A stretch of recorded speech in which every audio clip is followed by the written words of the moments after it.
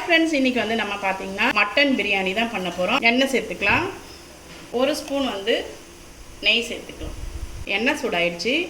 பட்டை, லவங்கம், ஏலக்காய், பிரிஞ்சி இலை சேர்த்துக்கலாம். இல்லை வெங்காயம் சேர்த்துக்கலாம். வெங்காயம் வதங்கணுன்னு தக்காளி சேர்த்துடலாம். இஞ்சி பூண்டு பேஸ்ட்டு சேர்த்துடலாம். புதினா சேர்த்துக்கலாம். கொத்தமல்லியும் சேர்த்துடலாம்.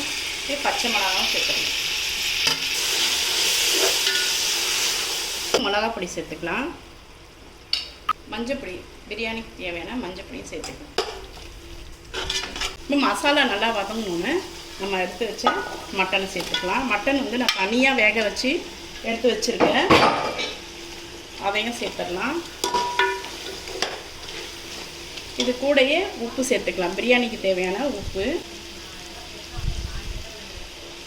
அதுக்கப்புறம் தயிரும் சேர்த்துக்கலாம்.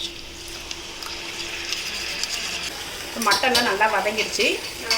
பிரியாணிக்கு தேவையான தண்ணி சேர்த்துக்கலாம்.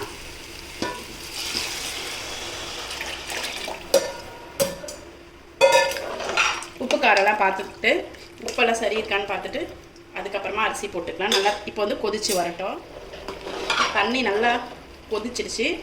இப்போ வந்து அரிசியை சேர்த்துக்கலாம். நம்ம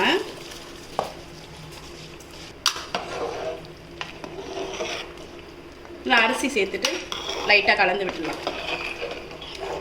மூடி போட்டுடலாம். நம்ம அரிசி சேர்த்தோன்னே இந்த மாதிரி வந்து தண்ணியும் அரிசியும் மேலே வந்து இப்படி நிற்கணும் அரிசியெல்லாம். அப்போ வந்து அடுப்பு சிம்மில் போட்டுட்டு ஒரு 10 நிமிஷம் சிம்மில் வச்சிடலாம். பிரியாணியை தம் போட்டுடலாம். மட்டன் பிரியாணி ரெடி ஆகிடுச்சு பாருங்கள்.